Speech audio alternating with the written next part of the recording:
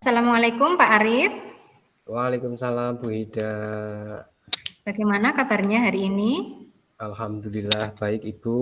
Ibu gimana kabarnya? Alhamdulillah saya sehat juga hari ini. Oke. Mohon maaf Bu Hida, saya boleh minta waktunya Bu Hida barangkali 10 atau 15 menit karena saya ingin bercerita pada Bu Hida. Sangat boleh sekali. Silakan Pak. Terima kasih Bu. Jadi begini Bu, saya itu ada ganjalan yang ada dalam pikiran saya mengenai perkataan dari teman saya Bu. Seperti itu.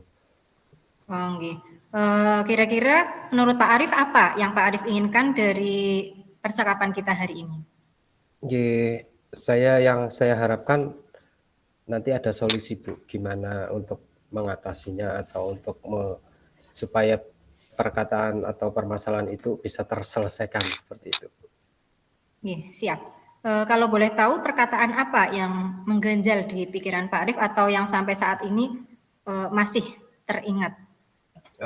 Begini Bu, ada teman saya Bu, ada teman saya ya entah itu teman saya itu guyonan atau hanya jokes atau memang betul-betul beliaunya berkata seperti itu karena apa saya juga nggak paham gitu.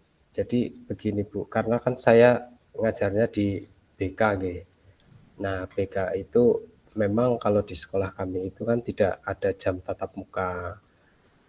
Nah kebetulan karena teman saya itu mungkin jamnya padat seperti itu. Lah pas kebetulan saya sedang santai-santai ada perkataan dari teman saya, BK itu kan bagiannya yang paling kepenak kan gitu Bu. Jadi entah itu bahasa guyonan atau bukan, saya sih nggak paham ya.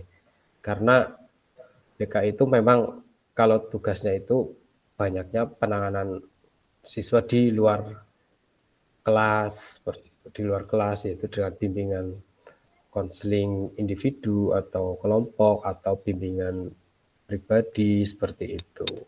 Dan juga ada tugas lain seperti kunjungan rumah dan lain sebagainya. Itu seperti itu Bu. Bagaimana perasaan Pak Arief ketika itu teman-teman Pak Arief ada yang mengatakan bahwa menjadi guru PK adalah menjadi guru yang bagian kepenak saja. Ketika itu saya kaget Bu. Terus saya kaget. Kemudian saya berpikir menyampaikan ya bukan seperti itu. Saya jawab seperti itu memang. Bukan seperti itu. Kita kan sama-sama menjadi guru, hanya beda tugasnya. Seperti itu Bu. Apakah hal itu membuat patah semangat Pak Arief menjalani kegiatan, menjalani tupoksi keseharian Pak Arief? Alhamdulillah sih tidak Bu. Hanya saja memang agak mengganjal. Tapi kalau misalkan membuat jadi patah semangat, alhamdulillah tidak. Karena kan dalam hati saya, guru BK itu kan ya berat Bu. Ya sama sebetulnya sih, sama-sama berat. Cuman kalau kita guru BK itu harus bisa mendampingi siswa 24 jam seharian itu. Karena di luar jam pembelajaran sekolah ataupun pada saat malam hari ataupun sore hari itu anak juga kadang ada saja yang WA, yang telepon, curhat tentang permasalahannya, dan kita juga kadang dapat laporan juga dari teman yang harus ada penanganan secara cepat ya kita harus segera berangkat dari rumah seperti itu. Nah, makanya yang tadi ada perkataan seperti itu saya anggap ya sekedar guyonan, cuman kadang memang masih tetap saja terpikirkan seperti itu. Luar biasa ya Pak Arief, jadi tidak mematahkan semangat Pak Arief. Kemudian kenapa kok perkataan tersebut masih teringat jelas di memori Pak Arief sampai saat ini? Saya kadang berpikirnya heran Bu, heran. Kenapa sih ya masih ada teman saya yang berpikiran seperti itu? Apa hanya karena melihat guru BK itu tidak ada jam tetap muka di kelas, kemudian beliau berpikir seperti itu, atau karena ada hal yang lain? Karena kan kalau dalam BK itu memang dalam menangani siswa itu kan permasalahan apa yang diceritakan oleh siswa itu kan tidak boleh diceritakan kepada teman-teman yang lain ataupun kepada rekan sejawat ataupun kepada siapapun, kecuali kalau kita memang ada satu kasus yang harus ditangani secara khusus dan itu harus melibatkan pihak-pihak lain, lah kita melalui alih tangan kasus, kita juga nanti baru kita konsultasikan dengan teman-teman rekan sejawat atau dengan kepala sekolah, tapi melalui izin atas dasar izin dari siswa tersebut, seperti itu Bu. Nggih, betul Pak Arief bahwa memang sewajarnya kita harus menjaga kerahasiaan orang-orang yang sedang punya masalah yang curhat ke kita atau kita beri solusi. Kemudian saya ada pertanyaan ini Pak Arief, yang dimaksud dengan alih tangan itu yang seperti apa nggih? Nah itu Bu, alih tangan kasus itu kita itu kan Bu, kita nopo nggih, kita berkolaborasi dengan ahli khusus, misalkan seperti psikolog atau psikiater atau yang lainnya, ataupun kerjasama dengan instansi-instansi negara ataupun non pemerintahan yang lain, contohnya seperti kepolisian, rumah sakit dan lain sebagainya.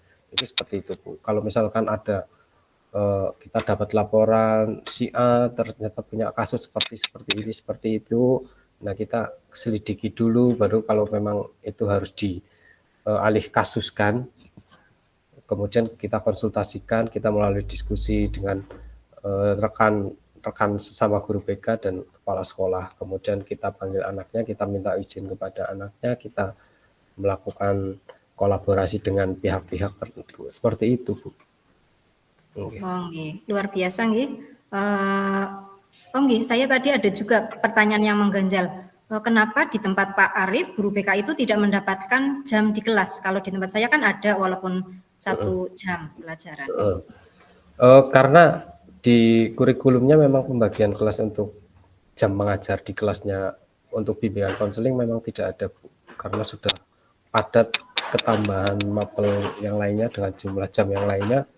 Jadi karena di tempat kami sudah tidak bisa akhirnya tidak masuk kelas, tetapi boleh melakukan bimbingan secara kelompok di suatu hari, misal dengan kesepakatan seperti itu Bu.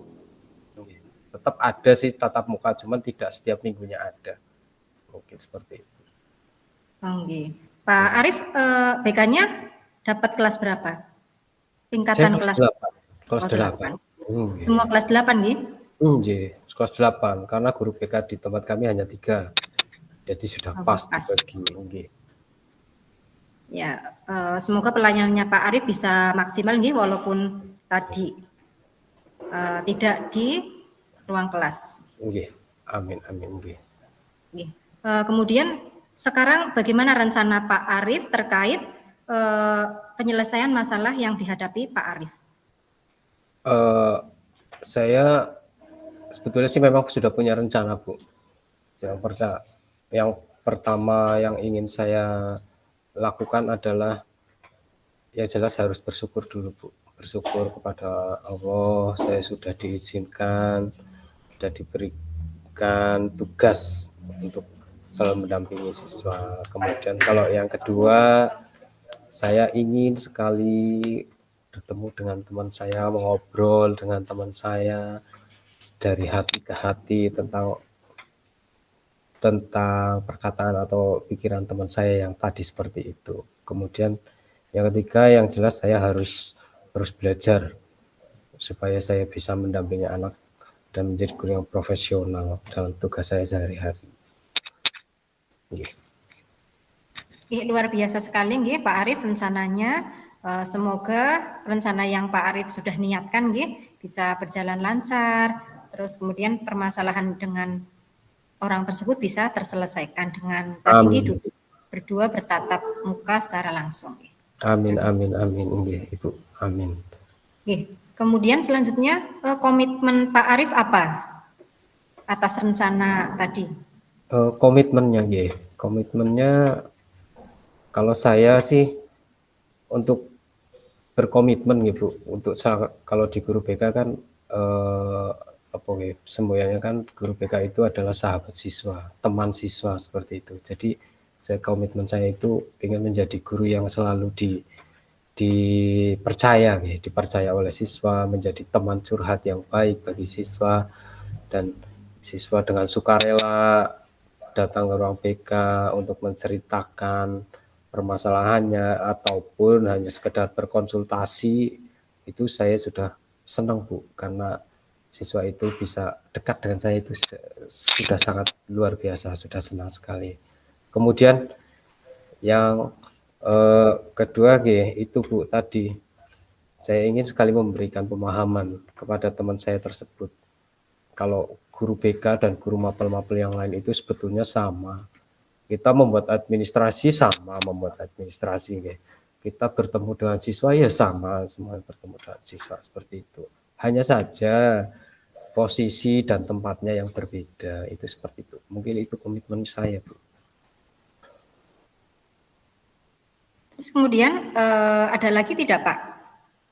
Selain tadi komitmen dan rencana yang sudah Bapak sampaikan. Mungkin ada tambahan yang lebih menguatkan nanti benar-benar Pak Arief ingin menyelesaikan masalah ini. Ya itu Bu, tadi yang jelas saya ingin itu Bu, ingin kalau misalkan ada siswa yang ingin berkonsultasi kan memang tidak boleh terlihat oleh orang Bu. Nah itu ya karena itu harus menjaga kerahasiaan, dan itu juga tidak bisa dirubah Bu, karena kita tetap harus menjaga kerahasiaan permasalahan tersebut. Kalau misalkan tambahan-tambahan yang lain komitmen, ya yang jelas saya ingin berkonsultasi dengan kepala sekolah, ingin ngobrol dulu dengan kepala sekolah, konsultasi dengan kepala sekolah mengenai pemahaman tersebut supaya dapat terselesaikan dengan baik seperti itu. Masya Allah luar biasa sekali nggih Pak Arief. Semoga segala dipermudah mendapatkan apa yang terbaik dari permasalahan ini. Insya Allah semua masalah kan ada penyelesaiannya. Amin, amin, amin. Saya tunggu kabar baiknya Pak Arief. Amin. Terima kasih Bu. Siap Ibu. Terima kasih atas waktu yang diberikan kepada saya Bu. Baik. Ya, saya juga mohon maaf jika ada kesalahan, saya mohon maaf. Sami-sami Ibu. Assalamualaikum Bu Ida. Waalaikumsalam warahmatullahi wabarakatuh.